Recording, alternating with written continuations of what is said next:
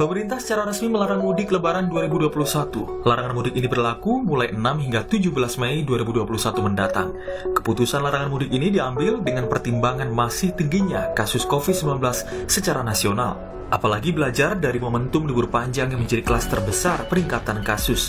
Di antaranya kenaikan kasus Idul Fitri 2020 93%, kenaikan libur HUT RI 2020 119%, kenaikan kasus Oktober 2020 95%, dan kenaikan libur Natal dan Tahun Baru 2020 78%. Pemerintah pun mengeluarkan kebijakan untuk melakukan pengetatan mudik, di antaranya di wilayah darat. 300 lokasi akan disekat dan kendaraan putar balik bagi pelanggar. Wilayah laut hanya boleh dilakukan pengecualian mobilitas khusus dan pengurangan suplai tiket penumpang kereta api. Menteri Perhubungan Budi Karya Sumadi memperingatkan sanksi tegas bagi yang melanggar aturan mudik. Kami menyarankan agar Bapak Ibu tidak meneruskan rencana untuk mudik dan tinggal di rumah. Kita juga melihat bahwa adanya penggunaan kendaraan pribadi, bahkan mobil bis plat hitam, truk plat hitam, kita akan melakukan tindakan tegas apabila itu dilakukan. Berdasarkan data dari Kementerian Perhubungan, tujuan mudik paling banyak adalah Jawa Tengah mencapai 37% atau sekitar 12 juta orang. Kemudian Jawa Barat 23% atau 6 juta orang, dan sisanya Jawa Timur. Kakor Lantas Polri Irjen Istiono dalam penutupan rapat koordinasi lintas sektoral bidang operasional 2021 menyatakan pengamanan Idul Fitri tahun ini bahkan akan dimulai sebelum larangan mudik berlaku agar tidak banyak warga mencuri waktu untuk mudik. Karena kita harus mengelola tentang masalah kesehatan, ekonomi, dan masalah-masalah budaya. Kegiatan rutin yang ditingkatkan pada tanggal 26 April sampai dengan 5 Mei 2021 untuk antisipasi masyarakat mudik mendahului. Buat chip yang tepat dan lakukan langkah-langkah terintegrasi dengan instansi terkait. Meski begitu, ada pengecualian bagi kendaraan yang boleh melakukan perjalanan, di antaranya kendaraan pimpinan lembaga tinggi negara, kendaraan dinas operasional berplat dinas TNI dan Polri, kendaraan dinas operasional petugas jalan tol, kendaraan pemadam kebakaran, ambulan dan mobil jenazah, mobil barang dan tidak membawa penumpang, kendaraan untuk kesehatan darurat, ibu hamil dan keluarga intinya, serta kendaraan pekerja migran Indonesia, WNI atau pelajar dan mahasiswa yang berada di luar negeri, serta pemulangan orang dengan alasan khusus oleh pemerintah. Sementara pengecualian masyarakat yang boleh melakukan perjalanan, di antaranya perjalanan dinas untuk ASN atau pegawai BUMN, pegawai BUMD, Polri, TNI, pegawai swasta dilengkapi surat tugas dengan tanda tangan basah dan cap basah dari pimpinannya. Kunjungan keluarga yang sakit, anggota keluarga yang meninggal dunia, ibu hamil dengan 1 orang pendamping, kepentingan melahirkan maksimal 2 orang pendamping, dan pelayanan kesehatan yang darurat. Kini regulasi sudah jelas diatur, tinggal pelaksanaan di lapangan termasuk perlunya peningkatan pengawasan dan sanksi tegas bagi yang melanggar, terutama bagi yang memanfaatkan syarat pengecualian mudik sehingga menjadi celah terjadinya pelanggaran. Tim Liputan, Kompas TV. Ya, saudara, resmi sudah pemerintah menyatakan melarang mudik. Kita sudah dengar beberapa waktu yang lalu. Semua regulasi sebenarnya juga sudah jelas diatur dan tinggal pelaksanaannya di lapangan. Namun yang paling penting adalah bagaimana kemudian pemerintah mempertegas larangan mudik ini dengan sanksi yang juga tegas, termasuk bagaimana pengawasannya dilakukan. Berkaca dari pengalaman tahun lalu, masih banyak ternyata masyarakat kita yang nekat melakukan budaya mudik ini. Ada berbagai modus yang kemudian dilakukan agar bisa lolos dari operasi penyekatan yang dilakukan oleh pemerintah pusat bekerjasama dengan pemerintah daerah, juga TNI dan Polri. Nah, sepertinya nanti pelaksanaan operasi mudik ini akan seperti apa? Pagi ini kita akan mencoba membahasnya. Ada sejumlah narasumber yang akan hadir secara daring untuk Sapa Indonesia Pagi. Gubernur Jawa Timur, Ibu Khofifah Indar Parawansa, tenaga ahli utama dari Kantor Staf Kepresidenan atau KSP, Doni Gahral Adian, dan juga ada pengamat kebijakan publik, Agus Pambagio. Selamat pagi semuanya, Ibu Khofifah, Mas Agus, Mas Doni, salam sehat. Ya, Kita akan ngobrol saja, sekaligus membantu sosialisasi, karena larangan mudik kan sudah pasti begitu. Mas Doni, tapi kita sempat, pemerintah memang agak ragu-ragu ya, larang mudik atau separuh boleh atau enggak, atau gimana sebetulnya kemarin? Karena kemudian kita juga dengar Kementerian Perhubungan sudah presentasi seolah-olah mudik itu akan terjadi dengan segala situasinya. Tidak seperti tahun lalu begitu, walaupun sekarang sudah dilarang. Mas Doni?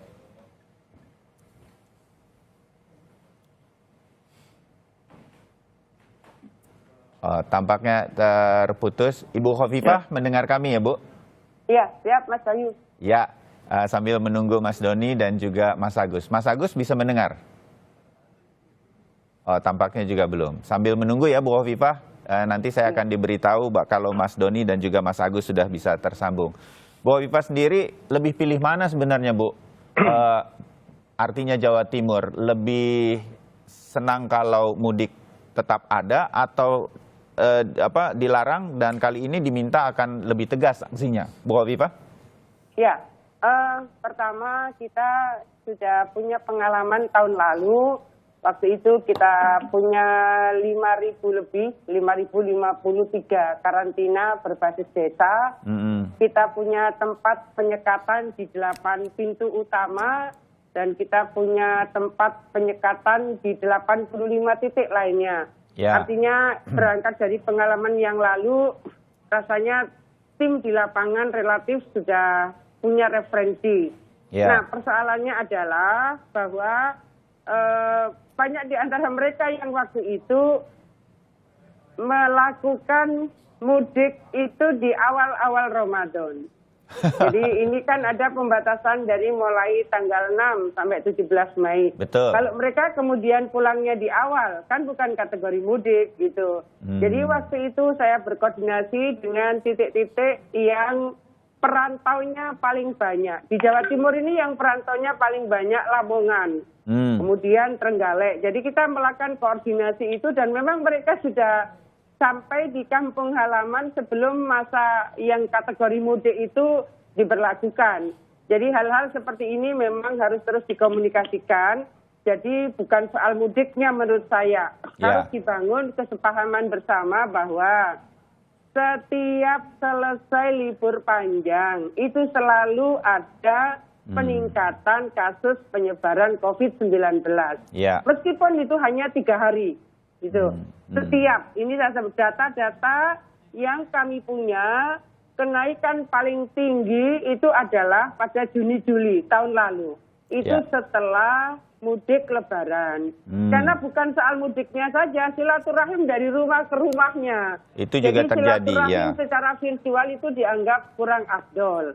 Ini yang harus terus kita komunikasikan, maka memang saya menyampaikan harus legowo, harus patuh sedikit lagi. Ini sudah sangat melandai. Kalau tidak diikuti saling kesepahaman begitu, nanti kemudian kita masuk pada kerangka mudiknya, bukan kerangka penyelamatan masyarakat. Itu satu.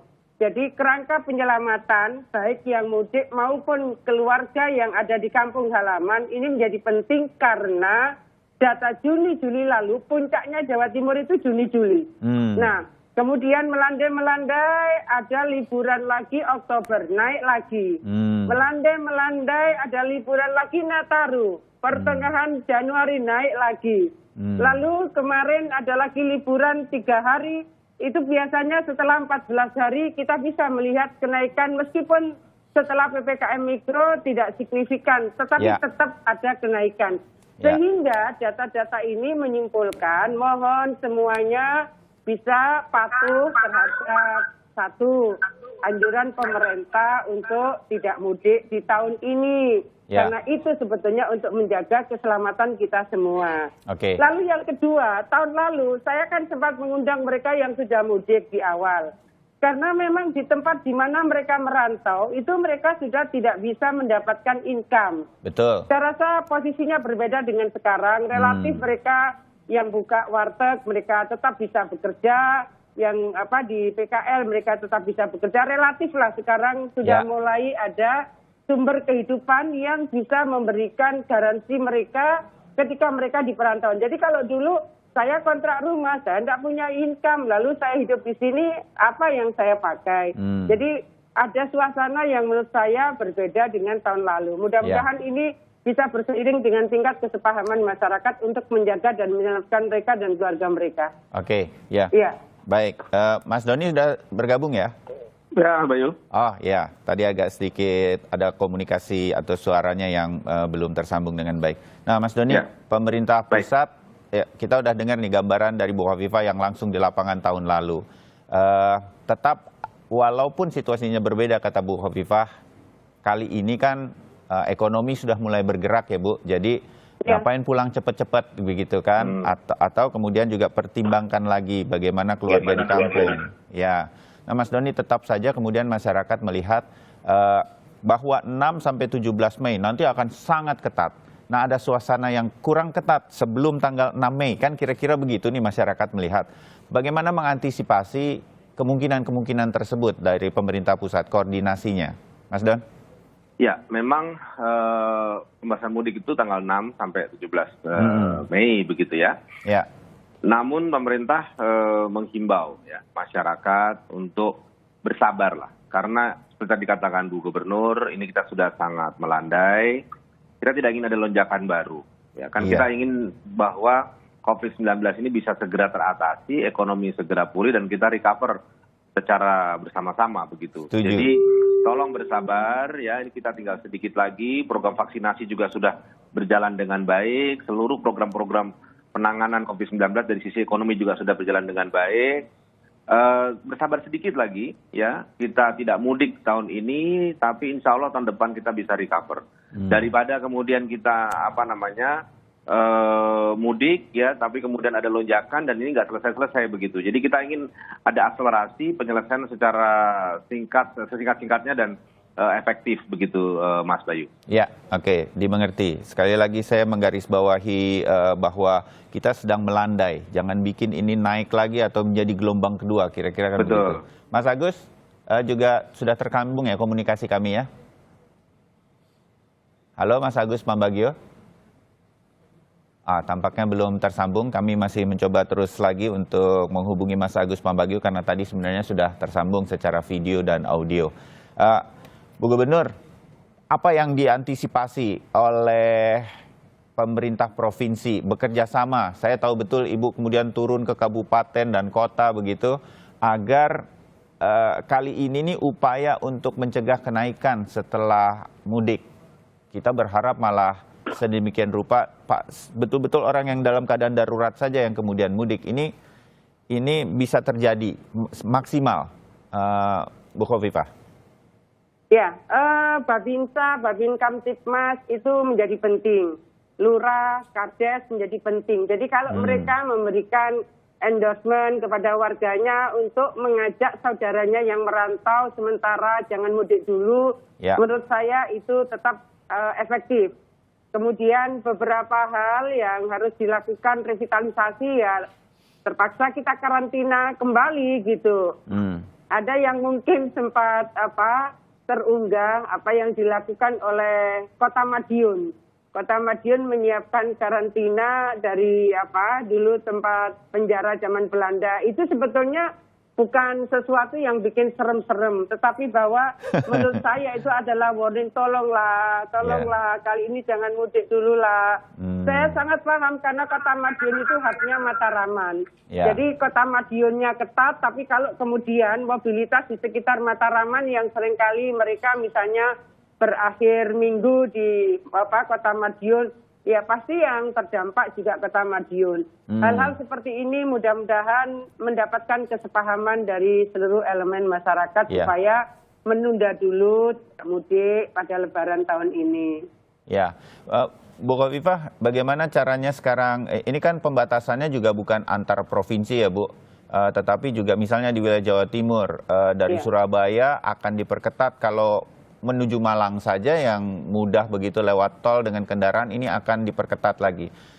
Ceritain Bu, bagaimana ini akan nanti pengetatan ini akan betul-betul berlaku sedemikian rupa di masa-masa terutama 6-17 Mei atau di masa bulan Ramadan lah menjelang Lebaran? Begini Mas Bayu, sebetulnya sejak PPKM Mikro kalau kita masuk ke kota Surabaya itu jam 9 malam sudah disekat-sekat sampai sekarang. Oh, sampai Jadi sekarang ya Bu? PPKM Mikro Oke. pertama sampai kelima sama. Saya pun misalnya yang harus segera haji, kalau di atas jam 10 malam saya harus melipir-melipir gitu. Karena akses tengah kota juga disekat. Artinya proses penyekatan ini kan bukan sekedar exercise, ini sudah berjalan. Sehingga nanti apa yang dulu kita jadikan salah satu referensi penyekatan di berbagai titik, pintu utama 8, kemudian 85, itu pintu-pintu utama lainnya, pasti itu akan kita lakukan proses penyekatan yang kira-kira lebih memberikan langkah-langkah preventif bagi semua yang akan melewati jalur-jalur utama. Ya. Sehingga memang hanya dibuka di jam tertentu untuk kepentingan tertentu. Oke. Ya. Ya, saya pindah sedikit sebentar ke Mas Doni. Mas Doni, banyak yang kemudian melihat pengecualian yang disampaikan oleh pemerintah. Masih berkaca pada tahun lalu juga. Ada perjalanan dinas boleh, kunjungan keluarga karena sakit. Ini secara makronya. Kunjungan duka anggota keluarga yang meninggal, ibu hamil, boleh didampingi satu orang anggota keluarga. Nah, semacam ini nanti kan berkaca pada tahun lalu jadi excuse gitu, digunakan sedemikian rupa. Juga perjalanan dinas begitu, tanda tangan basah, tanda tangan soft copy, dan lain-lain. Bagaimana ini kemudian tidak dimanfaatkan untuk kemudian mudik? Bagaimana singkatnya sanksinya akan lebih tegas? Setegas apa itu, Mas Don? Iya, jadi petugas di lapangan saya kira sudah akan dilengkapi juklak juknis ya untuk menindaklanjuti surat edaran Kasatgas nomor 13 itu tentang pengecualian. Ya, tentu saja pengecualian itu betul-betul akan diperiksa ya, betul tidak memang yang bersangkutan itu perjalanan dinas, betul tidak mengunjungi keluarga yang sakit atau meninggal sesuai dengan surat edaran diperbolehkan dengan pendamping 1 orang. Nah, hal-hal semacam itu saya kira akan menjadi perhatian ya. Nah, sanksi itu saya akan dirumuskan.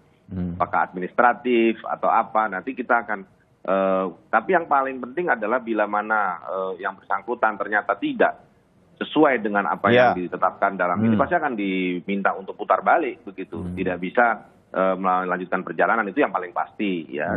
Sanksi nanti juga akan dirumuskan terutama bagi ASN, BUMN ya, karena ini terkait dengan negara, pasti akan ada sanksi ya terkait dengan dari instansi masing-masing begitu. Jadi ini saya kira satu upaya untuk memastikan implementasi di lapangan itu tidak kecolongan ya, bahwa kita betul-betul akan membatasi mudik ya supaya kita tidak mengalami lonjakan kasus positif usai hari raya nanti.